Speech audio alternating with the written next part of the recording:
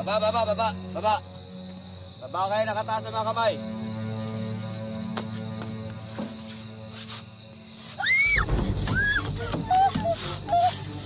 Teka, kuya, pabayin niyo muna ako. Wala naman akong kinalaman dito eh. Huwag ka naman dami ibang tao. Ha? Matadagdagan ang kasalanan mo niyan eh. Ano eh? Gagalaw! Gagalaw! Seryoso na ako! Pati ito matadamay! Bibilang ko. Isa hanggang 3 ha. Kuya, teka na! Huwag kang magulo! 2!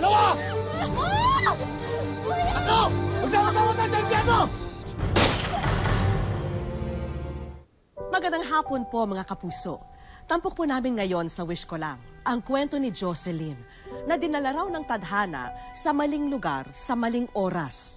Kaya sa isang iglap, ang mga munting pangarap ng dalaga e tuluyan ng masisira nang dahil sa isang madugong trahedya.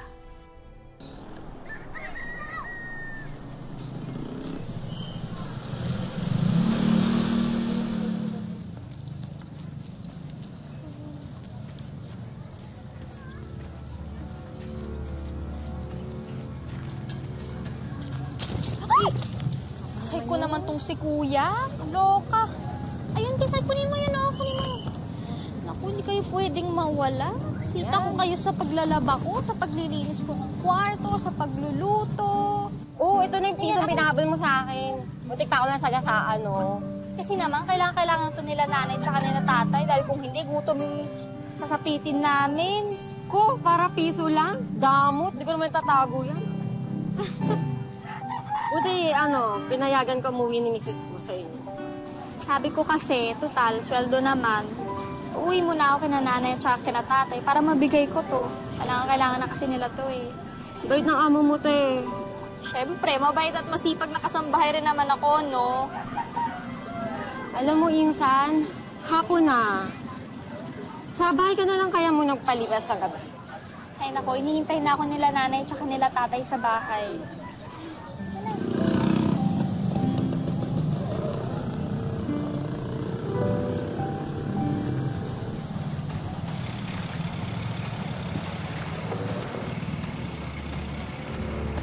Dali lang.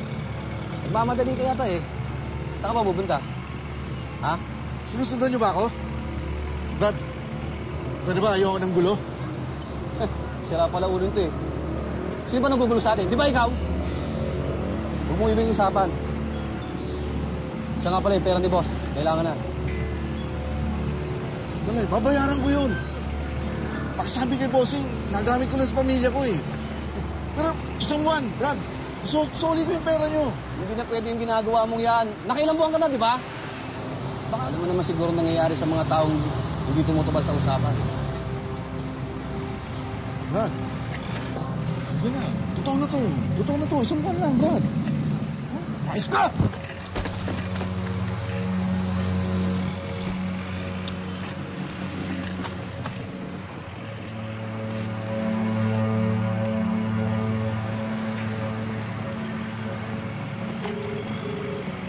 Hello, boss. May problema eh. Humingi ng isang buwang palugit. Oo, boss. Okay, boss. Ako na bahala rito. Titiktikan namin yan.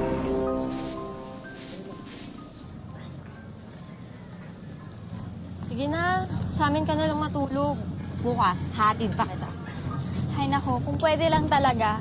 Eh kaso hinihintay na kasi ako sa bahay namin eh. Oh, saan ka pupunta? Dito pila ng habal-habal. Sino naman may sabi sa'yo na maghahabal-habal ako? Hello, madiskarte kaya ako. Ayun o, dun ako, sasakay. Dump truck? Sigurado ka? Sosyal, diba? At least libre pa ako. Di talaga maganda vibes ko eh. Bukas ka na umuwi. Ano ka bang arte mo ah? Kaya ko na to. Sige na, bukas na tayo magkita ulit, ha? Kaya ko na to. Sige na, bye-bye. Bye-bye.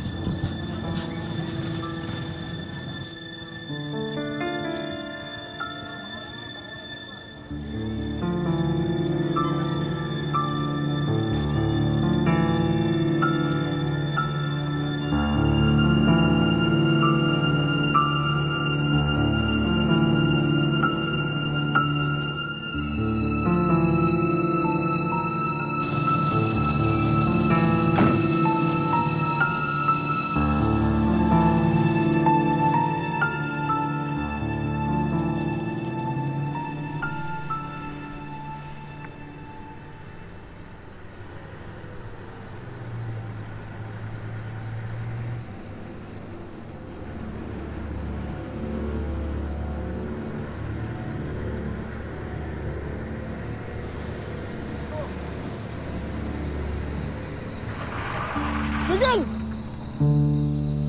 Baba! Ano naman ba to? Sinabi ng baba! Sipit na naman.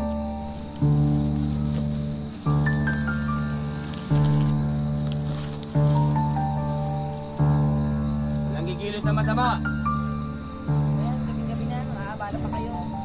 Sigurado ka ba nandyan? Sigurado nga ako, nandiyan yan.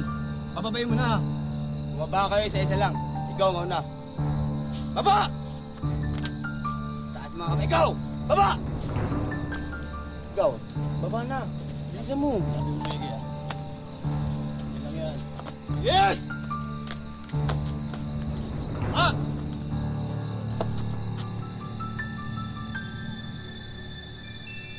Ikaw! Anong ginagawa mo dyan? Wala po. Wala. Anong wala? Baba! Baba! Taas mo kamay mo.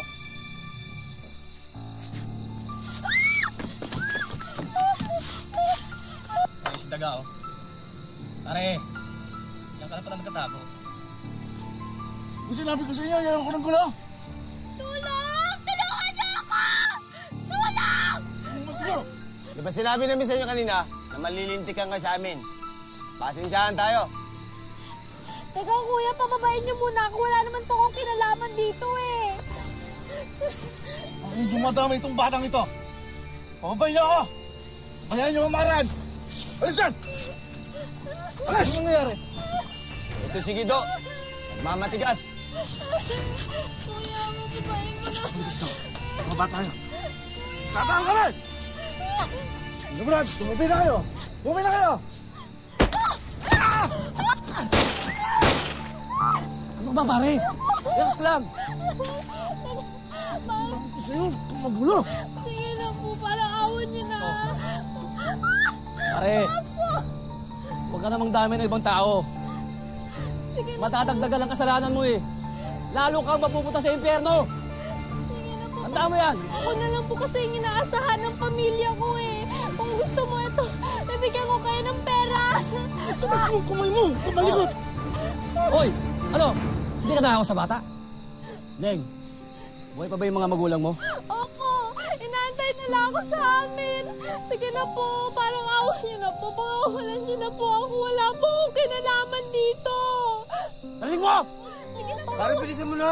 Para makalis na tayo. Tukan mo na. Teka lang po, pakawalan niyo muna ako. Palagay niyo ba kailang may pamilyang uuwian? Ako rin! Dapat nag-isip ka muna! Bago mo kami inolse. Bibila ko. 1 hanggang 3, ah. Kuya, wag po. Teka lang, pababayin niyo muna ako. Kung ayaw niyo madama ito, pakawalan niyo ako. Ah! Kuya, teka lang. Wag. Kuya, please. Pakawalan mo na ako. Huwag kang magulo. Hindi niya kaya gawin yan. 2! Kuya, teka lang. Kuya. Kuya. Gusto mo? Kuya. 3! Sama-sama tayo sa impyerno!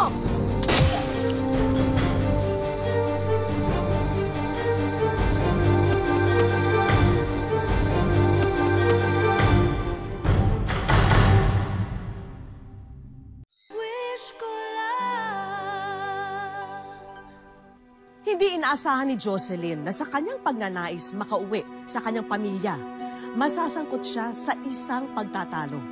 Wala siyang kinalaman sa alitan, pero ginawa siyang pain sa isang mapanganib na gulo. Brad! Wala akong sandata, Brad! Wala akong sandata, Brad! Nakiusap ako, Brad! May pamilya kasi ako, Brad, eh! Magkakasama naman tayo dati, kilala niyo ako!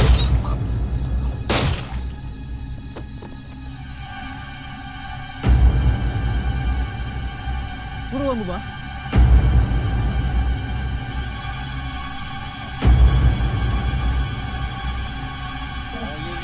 Opo. Tingnan mo nga kung buhay pa yan. Kung buhay pa daw, dali, tulungan niyo yun, oh, bilis! Miss!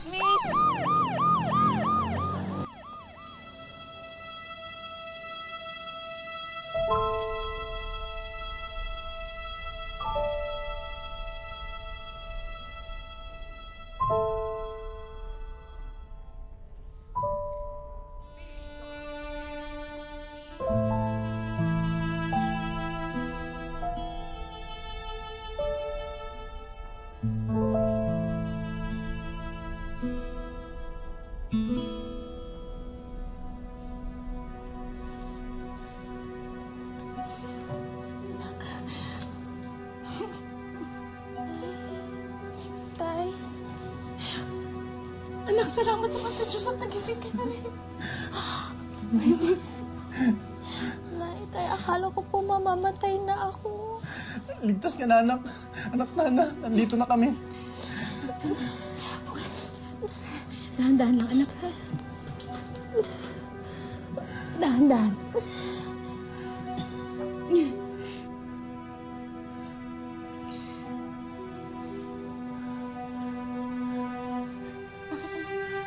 Ano nararamdaman mo?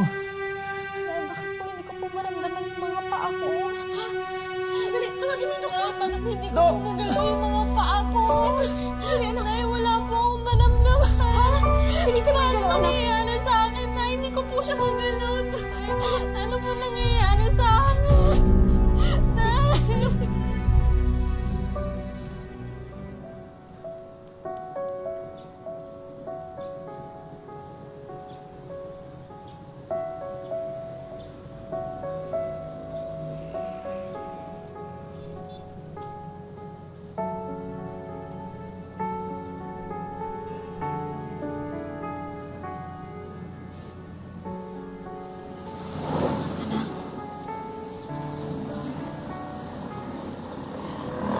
Anak, iniisip mo pa rin ba yung sinabi ng doktor?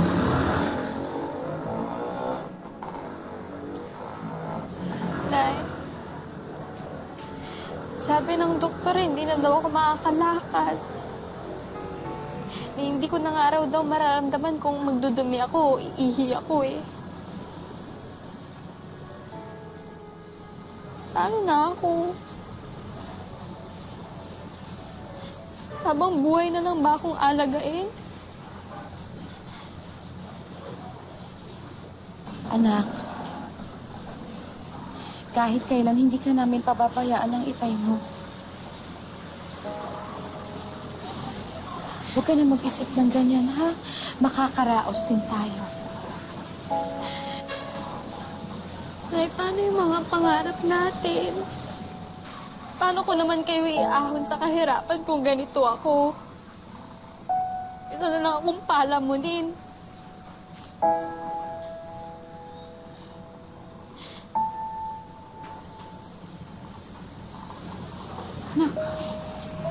Anak, huwag kang mag-isip ng ganyan.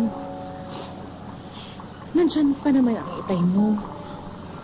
Andito pa naman ako. Magtutulong-tulong kami para makaraos tayo. Nay,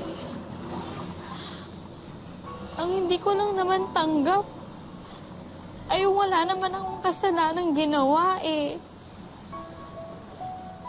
Wala naman akong kinalaman sa away nila. Bakit nangyari sa akin to? Bakit nila ako dinamay?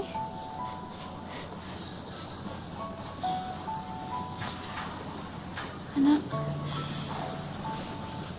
siguro naman hindi tayo bibigyan ng Diyos ng isang bagay na hindi natin kakayanin, hindi ba? Naniniwala ako na nandyan pa rin siya kahit sa pakiramdam natin ngayon. Parang iniwan niya na tayo. Pero anak, kami na itay mo, hindi ka namin iiwan.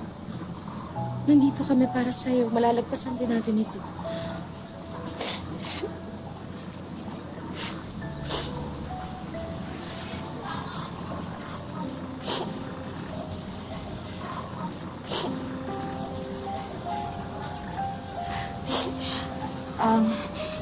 Jocelyn, anak, siguro mas mabuti pumasok na tayo sa loob.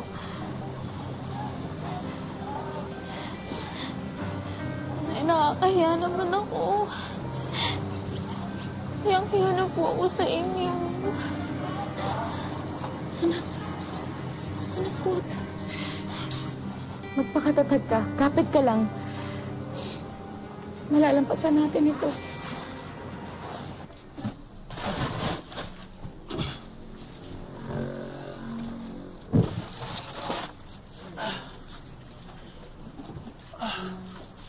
Okay na ba yan?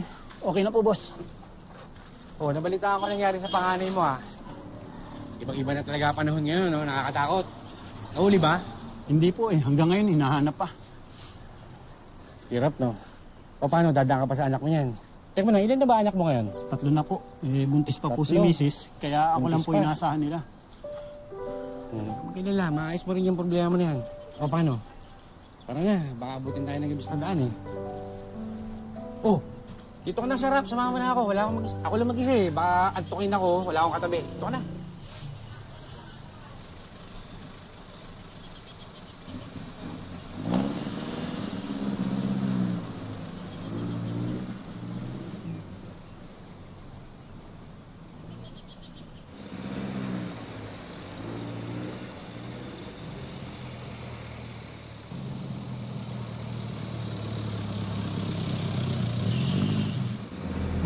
Boss, Oh, mukhang napapalimis ang takbo natin ganun ba? Oh, pasensya ka na. Antok na antok ako talaga eh. Ito ko eh. Gusto mo ako ng...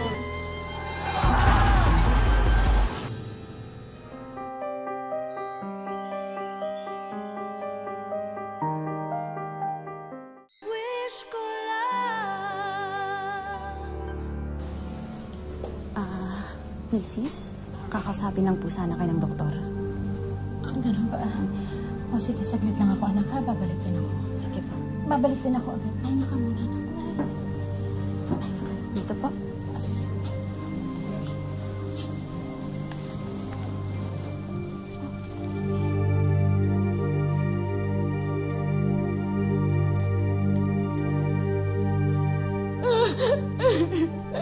Diyos ko! Bakit ganun si nanay? Miss, ano po nangyayari? Nay, bakit po kayo nagkakaganyan, Nay? Ano nangyayari sa nanay? Nay, ano nangyayari sa inyo, Nay? Paano ka pa, Ma'am? Ma'am! Ma'am, dito ka lang, Ma'am. Nay! Nay!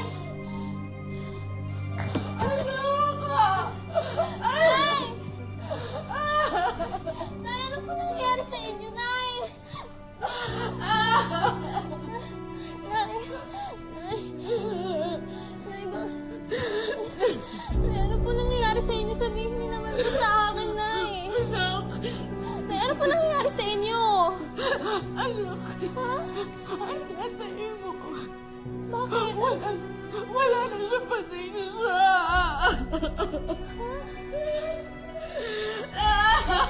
Nay, ano nangyayari kay tatay, Nay?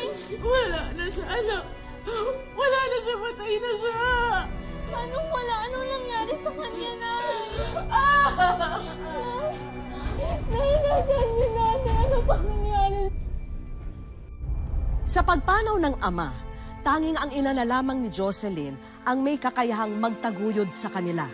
Kaya lubos ang pagdadalamhati ni Jocelyn, lalo na't imbes na makatulong, naging pabigat pa siya para sa kanyang ina. Salamat. Ako na po. Ako na. Salamat. Salamat.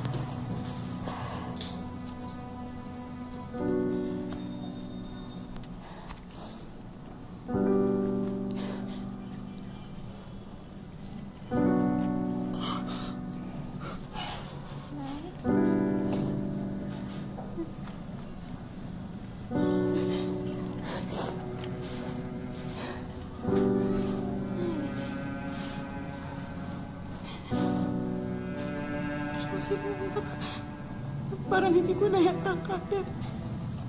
Hindi ko na alam kung anong gagawin ko.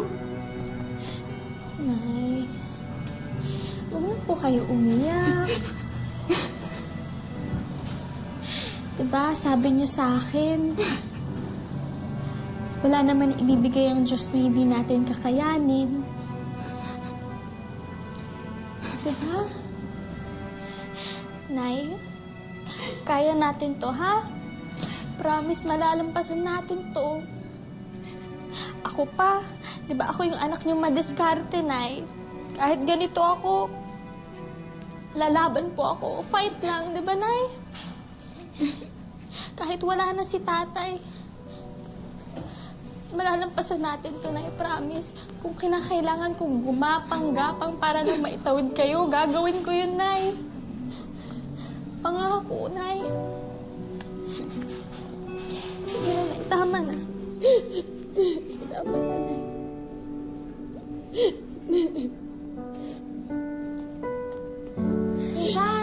Insan, tingnan mo, oh. Pinost ko sa internet yung nangyari sa'yo. At ayan, ang daming tumulong, oh. Tingin. Diba? Tinatanong kung saan daw tayo nakatira. Nay, tingnan niyo, oh. Ano to ba?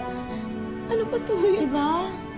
Nay, may gusto pong tumulong sa akin. Malaking bagay na po yan. Talaga? Nay, ayan, oh. Yan ang sanula. Tutulungan nila tayo na. Sabi ko sa'yo eh, masasagot yung mga prayers natin.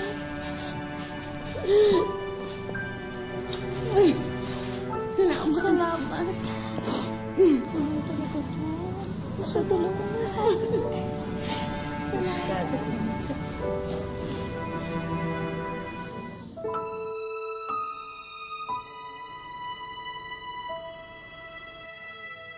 Bumilang na ang 3 taon nang maganap ang trahedya sa buhay ni Jocelyn.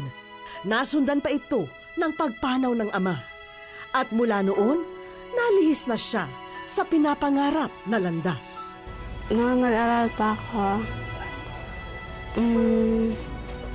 pangarap ko na mag-abroad para makatulong sa mama ko at papa ko.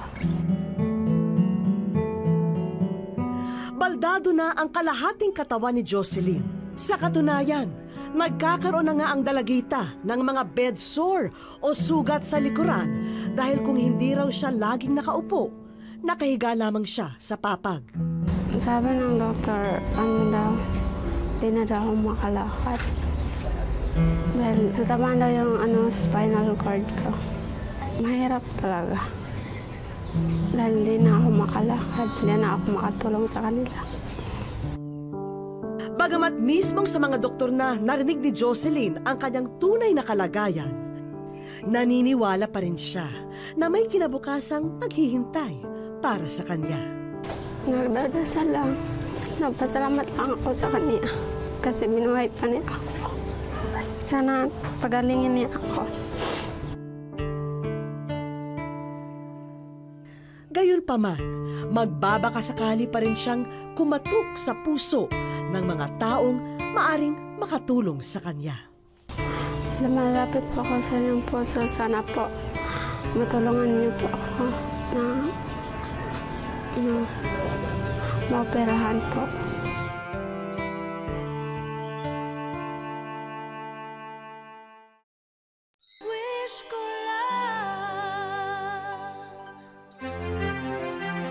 Magiging natatangi ang araw na ito dahil sa dalang sorpresa ng isang mensahera. Isang DVD ang iniabot kay Jocelyn. Koleksyon ng mga larawan ni Jocelyn at ng kanyang pamilya ang kanilang napapanood. Pawiin na ang lungkot sa iyong mukha, Jocelyn, dahil ikaw ay nasa Wish Ko Lang. Kaya hudyat na ito para ihandog na ang mga sorpresa. Bago ang lahat, pinasilip namin sa isang doktor ang mga sugat ni Jocelyn. Dahil sa madalas na pagkakahiga, apektado na pala ang daloy ng dugo sa likod ni Jocelyn kaya ito nagsusugat. Kaya itinuro sa kanila kung ano ang dapat gawin para hindi na lumala ito. Yung ginawa natin or instructions natin na binigay kanina is simple wound dressing lang, no? Lagyan natin ng ointment. So as often as 2 to 3 times a day. Nariyan din ang representative ng munisipyo para sa agarang pagbibigay ng trabaho kay nanay bilang municipal park attendant. Daghang salamat sa iyong tabang sa mga sir. Makatulong sa mga anak ko. Hindi niyo na rin po problemahin ang supply ng pagkain at munting negosyo para kay Jocelyn. Pati ang panimulang pondo para sa iyong pagpapagamot, nasa loob na rin ng sarili mong ATM card. Maraming salamat po, Miss Vicky. Lalo po kayo ng langit sa akin. Ang minsang tahimik at malungkot na tahanan nila Jocelyn, napuno ng tuwa at saya ng mga oras na yun. At ang tagpong yun, iniaalay ni Jocelyn sa yumaong ama. Papa, hanggang nabubuhay ako, patuloy pa rin mamahalin ko kapatid ko at mama ko. Umiikot man ang buhay ngayon ni Jocelyn sa kanyang wheelchair, hindi raw titigil sa pag-usad ang dalaga. Dahil ang biniyayang pangalawang buhay sa kanya, iniaalay niya sa kanyang mahal na pamilya.